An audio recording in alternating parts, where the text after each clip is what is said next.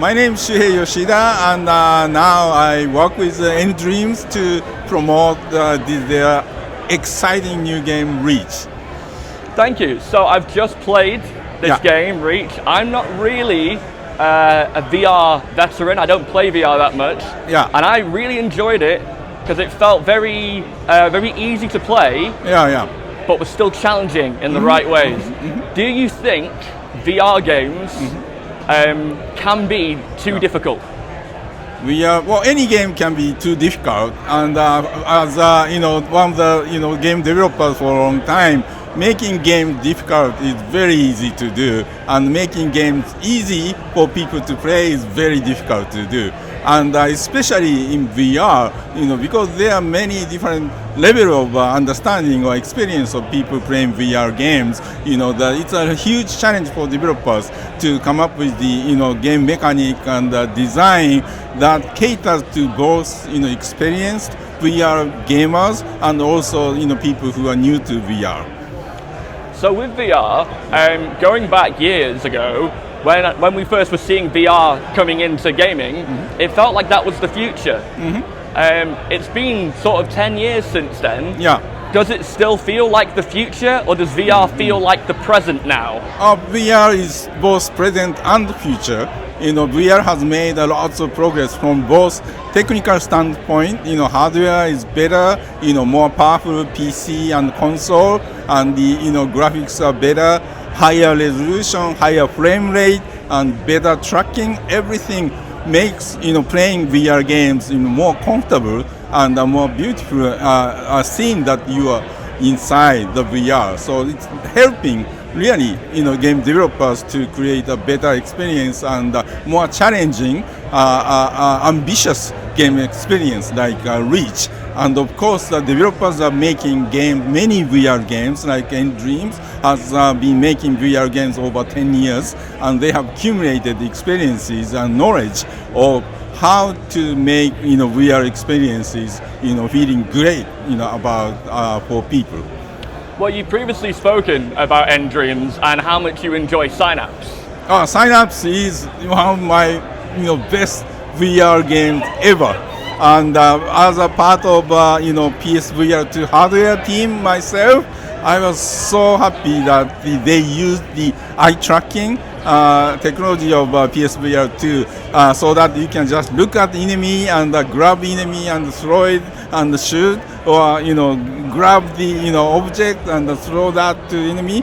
It's amazing experience that they devised using the eye tracking technology of PSVR 2. So the Synapse has all my favorite game on PSVR 2 and one of my best VR game ever. And Reach is doing something even newer in terms of navigation and traversal in the large 3D space. How you can do all the kind of things action, fast-moving action, 3D adventure games that people wanted to play inside the VR, but still feel comfortable doing it. So I think nDreams is really pushing the medium forward. And what is it about the medium of VR, you think, that makes it so exciting from a console gamer perspective? Because we know PC games, there's a lot of great VR, but for consoles, a bit rarer. So what do you think about console VR? What's so exciting about that? Well, console is very powerful and easy to use for everyone, and VR is additional, experience that very easy to set up and play amazing games on console. So it's really adding more experiences that you can never experience other than in VR. And with it having been 10 years now, like you say at nDreams, what's your goal for VR and nDreams 10 years from today? Well, I do not belong to nDreams. I just help nDreams. So my hope is, as they have always been doing, they are always pushing something forward for all the VR industry. So every time they release new game, they are doing something that has never been done before in VR. So I hope that they will keep pushing. Their next game will, I hope will be the best nDreams game ever, like they have been doing so many times in the past. And with Reach, if you had to tell someone who's never played a VR game, why they should play Reach, what would you tell them? Yeah, so playing Reach is like you become an action movie hero yourself. Yeah. And you can never experience anywhere else.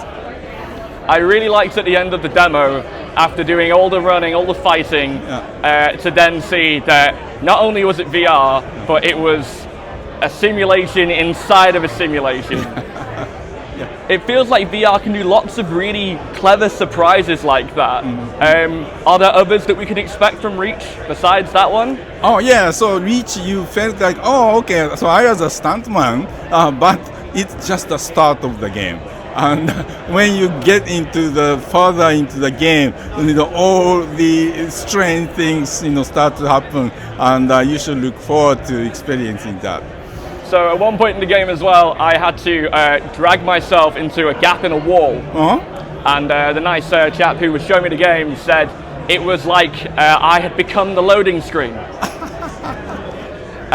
Was that always the ambition of Reach?